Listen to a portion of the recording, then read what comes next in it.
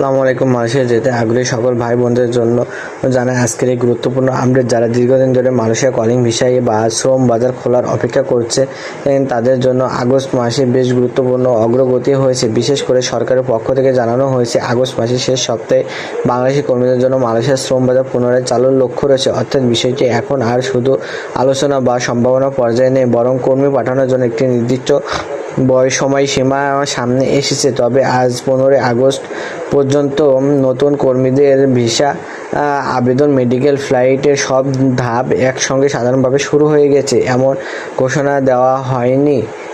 তাই এই প্রত্যেকটি সবাইকে বুঝতে হবে। দীর্ঘ 2 বছরেরও বেশি সময় ধরে বাংলাদেশ থেকে মালয়েশিয়ার নতুন কর্মী যাওয়ার প্রক্রিয়া বড় ধরনের বাধার মধ্যে ছিল। 2024 সালে যে মে মাসের পর থেকে বিশেষ করে কিছু ক্ষেত্রে বাদ দিলে বাংলাদেশি কর্মীদের নিয়োগ কার্যত বন্ধ ছিল। এই সময়ের মধ্যে অনেক মানুষ মালয়েশিয়া যাওয়ার আশায় বিভিন্ন দালাল ও এজেন্সির কাছে যোগাযোগ করেছেন, অনেক টাকা দিয়েছেন, কেউ পাসপোর্ট জমা দিয়েছেন, আবার কেউ ভুয়া ভিসা বা চাকরি প্রতিশ্রুতির কারণে প্রতারণার শিকার হয়েছেন। অতীতের এইসব সমস্যার কারণে এবার দুই দেশের সরকারই তুলনামূলকভাবে স্বচ্ছ এবং নিয়ন্ত্রিত নিয়োগ ব্যবস্থা চালু করার উপর গুরুত্ব দিচ্ছে। সাম্প্রতিক সময়ে বাংলাদেশ ও মালয়েশিয়ার মধ্যে শ্রম বাজার নিয়ে কূটনৈতিক আলোচনা অনেক বেড়েছে। বাংলাদেশ সরকারের পক্ষ থেকে মালয়েশিয়ার কাছে এবং বাংলাদেশি কর্মীদের জন্য শ্রম বাজার পুনরায় চালু করার বিষয়টি জেনারেলভাবে তোলা হয়েছে। মালয়েশিয়ার বিভিন্ন ব্যবসায়ী এবং নিয়োগকর্তার পক্ষ থেকেও বাংলাদেশি কর্মীদের জন্য বাজার খুলে দেওয়ার দাবি এসেছে, কারণ মালয়েশিয়ার বিভিন্ন খাতে বিদেশি শ্রমিকদের চাহিদা রয়েছে এবং বাংলাদেশি কর্মী দীর্ঘদিন ধরে দেশটির বিভিন্ন শিল্প এবং সেবা খাতে কাজ করে আসছেন। সময় বড় আপডেট হচ্ছে, জুলাইয়ের শেষ দিকে বাংলাদেশি প্রধানমন্ত্রী উপদেষ্টা ও মুখপাত্র মাহিদি আমিন জানিয়েছেন যে আগস্টের শেষ সপ্তাহ থেকে বাংলাদেশি কর্মীদের মালয়েশিয়া পাঠানো শুরু করার বাস্তবসম্মত লক্ষ্য নির্ধারণ করা হয়েছে। এরপর 4 আগস্ট প্রধানমন্ত্রীর তথ্য উপদেষ্টার পক্ষ থেকেও আগস্টের শেষ সপ্তাহে শ্রম বাজার খোলার কথা জানানো হয়। ফলে বর্তমানে যে সময়সীমাটি সামনে রয়েছে সেটি হলো আগস্টের শেষ সপ্তাহ। তবে মনে রাখতে হবে, শ্রম বাজার খোলা এবং প্রত্যেক ব্যক্তি এখনই কলিং ভিসা নিয়ে যেতে পারবেন, এই দুটি বিষয় এক নয়। বাজার খোলার পর নিয়োগকর্তার চাহিদা অনুমোদন, কর্মী নির্বাচন, মেডিকেল ভিসা এবং অন্যান্য আনুষ্ঠানিক ধাপ সম্পূর্ণ করে কর্মীরা যেতে পারবেন। এখন অনেকে জানতে চাচ্ছেন, তাহলে কি আগস্টের শেষ সপ্তাহে প্রথম মাসে ব্যাচের কর্মী মালয়েশিয়ায় যেতে পারবেন? অর্থাৎ বর্তমানে সরকারি বক্তব্য অনুযায়ী সেটিই লক্ষ্য। কিন্তু প্রথম ফ্লাইটের নির্দিষ্ট তারিখ, কতজন কর্মী প্রথমে ব্যাচে যাবেন এবং কোন কোন কোম্পানিতে কোন মাধ্যমে কর্মী পাঠানো হবে, এসব বিষয়ে চূড়ান্ত সরকারি নির্দেশনা প্রকাশিত না হওয়া পর্যন্ত লিখিত সংখ্যা বলা ঠিক হবে না। সামাজিক যোগাযোগের মাধ্যমে অনেক সময় 1 লাখ, 2 লাখ বা তারও বেশি কর্মী নেওয়ার কথা বলা হচ্ছে, কিন্তু অনুমোদিত সরকারি কোটা বা নিয়োগ বিজ্ঞপ্তি হাতে না পাওয়া পর্যন্ত এখন সংখ্যাকে নিশ্চিত তথ্য হিসেবে ধরে দেওয়া উচিত নয়। আরেকটি গুরুত্বপূর্ণ বিষয় হলো, এবার নিয়োগ প্রক্রিয়াটি আগের তুলনায় বেশি স্বচ্ছ করার কথা বলা হয়েছে। অতীতে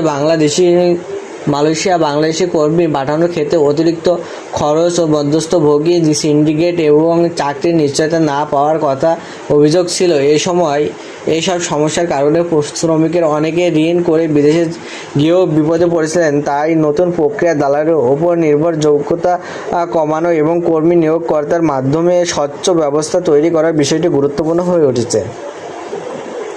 এখন যারা মালয়েশিয়া যেতে চান তাদের সবচেয়ে বেশি সতর্ক থাকতে হবে টাকা পয়সার ব্যাপারে। কোনো ব্যক্তি যদি আপনাকে ভুলে কলিং ভিসা খুলে গেছে, আজই টাকা দেন, না হলে এই সুযোগ পাবে না, তাহলে সঙ্গে সঙ্গে টাকা দেবেন না। প্রথমে তার কাছে নিয়োগকর্তার তথ্য, চাকরির অফার, অনুমোদনের কাগজপত্র এবং সরকারি প্রক্রিয়ার প্রমাণ চাইবেন। শুধু ফেসবুক পোস্ট, ইউটিউব ভিডিও এবং হোয়াটসঅ্যাপ মেসেজ, মুখের কথার উপর বিশ্বাস করে দেওয়া নিরাপদ নয়। বিশেষ করে ভিসা নিশ্চিত, পাসপোর্ট দিলেই ভিসা, 2 দিনের মধ্যে ভিসা, আগে টাকা দেন পরে কাগজ দেখাবো, এ ধরনের কথায় সতর্ক থাকতে হবে। মালয়েশিয়ার শ্রম বাজার খুলেও প্রত্যেকটি ব্যক্তির জন্য আলাদা নিয়োগ প্রক্রিয়া থাকবে। একজনের জন্য আলাদা অনুমোদন রয়েছে, মানে আপনার জন্য অনুমোদন রয়েছে রয়েছে এমন নয়, তাই নিজের নামে বৈধ কাগজপত্র দেখে বড় অঙ্কের টাকা দেওয়া উচিত নয়। আরেকটি বিষয় নিয়ে অনেকের প্রশ্ন ছিল, মালয়েশিয়া কোন কোন সেক্টরে বাংলাদেশি কর্মীদের নেওয়া হবে। বর্তমান বিভিন্ন ক্ষেত্রে বিদেশি কর্মীর চাহিদা রয়েছে, আলোচনা রয়েছে। তবে নতুন নিয়োগের ক্ষেত্রে ঠিক কোন সেক্টরে কতজন কর্মী নেওয়া হবে এবং বাংলাদেশ থেকে কোন